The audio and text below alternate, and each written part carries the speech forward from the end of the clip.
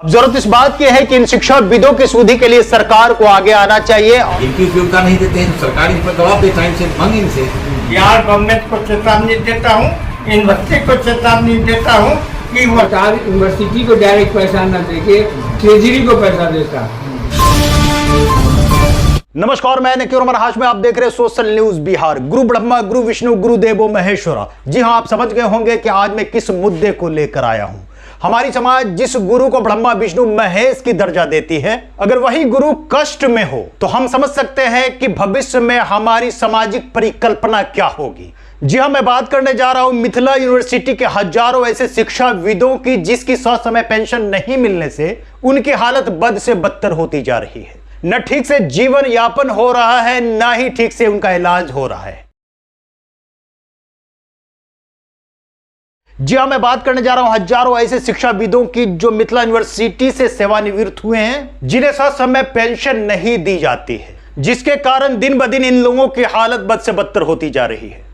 मैं अभी मौजूद हूँ दलसिंह सराय में। ये तमाम लोग शिक्षाविद हैं। इन तमाम लोगों की जो सबसे बड़ी समस्या है वो समस्या है कि इन लोगों को पेंशन जो इनका हक बनता है, आखिर कहां से दिक्कतें आ रही हैं कि इन लोगों को समय पर पेंशन नहीं मिलता। 4 जिला है मिथिला यूनिवर्सिटी में, जिसमें दरभंगा, मधुबनी, समस्तीपुर और बेगूसराय है।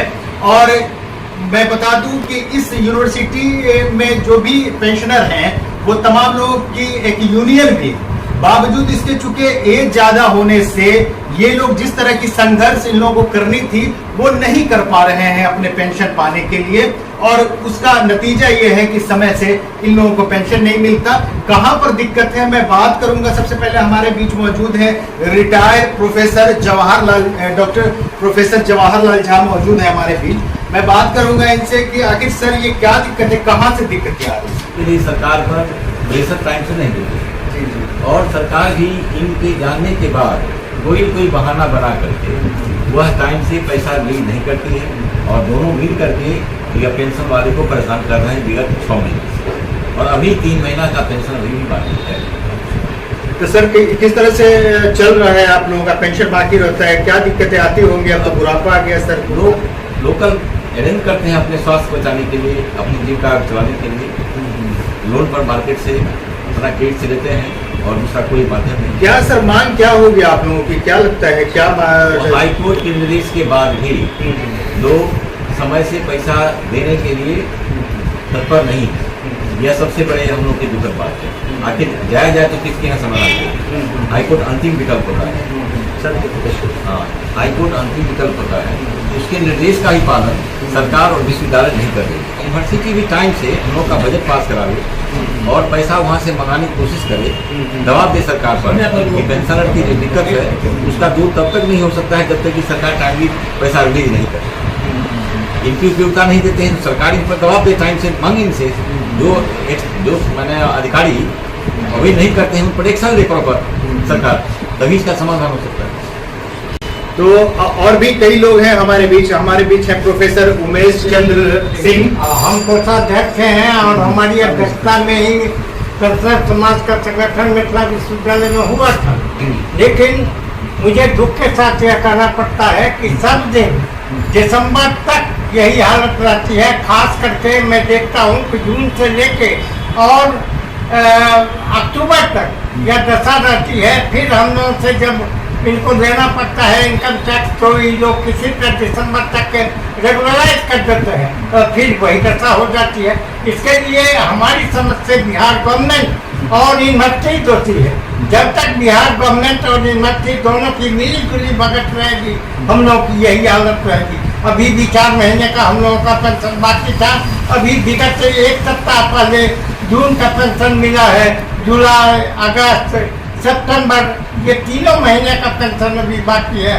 और आपको यह भी संपूर्ण बिहार को विजिट कर रहा हूँ कि विगत से 2 महीने से यूनिवर्सिटी में डिफरेंस का पैसा पड़ा हुआ है, अभी तक पेमेंट नहीं हुआ है।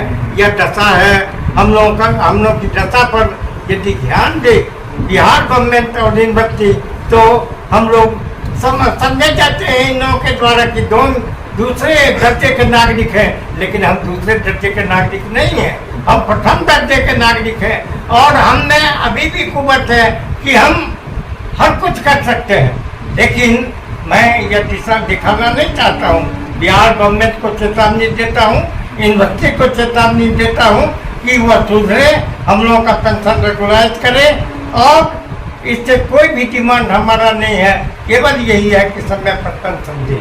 आप सोच सकते हैं कि इन हजारों शिक्षाविदों के जरिए देश के विभिन्न क्षेत्रों में उच्च पदों को सुशोभित करने वाले अनगिनत लोग होंगे, लेकिन इनकी सुधि लेने वाला कोई नहीं है। हालांकि हाई कोर्ट ने राज्य सरकार को अल्टीमेटम देते हुए कहा कि ससमय इन लोगों की पेंशन मुहैया कराई जाए, लेकिन हाई कोर्ट का आदेश भी ढाक का 3 पात साबित होता जा रहा है, क्योंकि न राज्य सरकार इस पर सक्रिय हो रही है, न यूनिवर्सिटी के लोग। लेकिन इतना तो तय है कि जिस तरह की हालत इन शिक्षाविदों की है, वो निश्चित रूप से कहा जाए तो चिंताजनक है। शुरू में ठीक था, ऐसा नहीं है कि नहीं गड़बड़ था, लेकिन ये 1-2 साल 3 साल से ये सरकार जो है वह क्या किया है कि वह सरकार यूनिवर्सिटी को डायरेक्ट पैसा न देके ट्रेजरी को पैसा देता है, और ट्रेजरी को देने में इसे वो हाथ कांपता रहता है। 1 महीना पहले वो नोटिफाई करता है, 1 महीना के बाद ट्रेजरी को पैसा देता है। अब हम लोग इंतजार करते रहते हैं कि नोटिफिकेशन हो गया, कब पैसा आया, कब पैसा आया, हम एक दूसरे से पूछते रहते हैं कि भाई कब पैसा आया कि नहीं आया। ये तो हम लोगों को आज तक मोहताज बना दिया।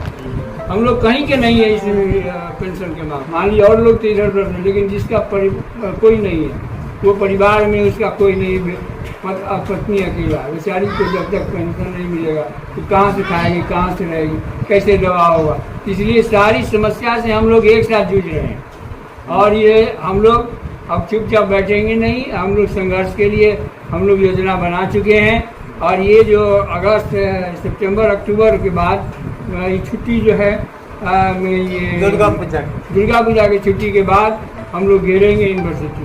तो व्यवस्था है अभी, उसको दुरुस्त किया जाए, और चाहे यूनिवर्सिटी के माध्यम से हो या फिर सरकार के माध्यम से, तो ये तमाम चीजें दुरुस्त होनी चाहिए, ताकि इस उम्र में इन लोगों को पेंशन के लिए परेशान ना होना पड़े, ना आए। मैं नकीर रहमान हाशमी, सोशल न्यूज। मैं बताता चलूं कि इन शिक्षाविदों की सेवानिवृत्ति के बाद जिस तरह की हालत है वो किसी अजाब से कम नहीं। अब सवाल ये उठता है कि इन शिक्षाविदों की सुधि ले कौन? कभी 3 महीने, कभी 4 महीने, कभी 5 महीने, इस तरह के पेंशन में देरी होना जो मात्र एक बुढ़ापे का सहारा है, वो निश्चित रूप से चिंता की विषय है। अब सवाल यह है कि दोषी कौन है, राज्य सरकार या फिर यूनिवर्सिटी के लोग? लेकिन जरूरत इस बात की है कि इन शिक्षाविदों की हालत को देखते हुए अगर सरकार सक्रियता नहीं दिखाई तो यकीनन इनकी हालत और बद से बदतर होती जाएगी। अब जरूरत इस बात की है कि इन शिक्षाविदों की सुधि के लिए सरकार को आगे आना चाहिए, और इनकी जो इनका हक बनता है पेंशन पाना ससमय मिलना चाहिए, वरना इनकी न परिवार में वजूद रह पाएगी न ही समाज में।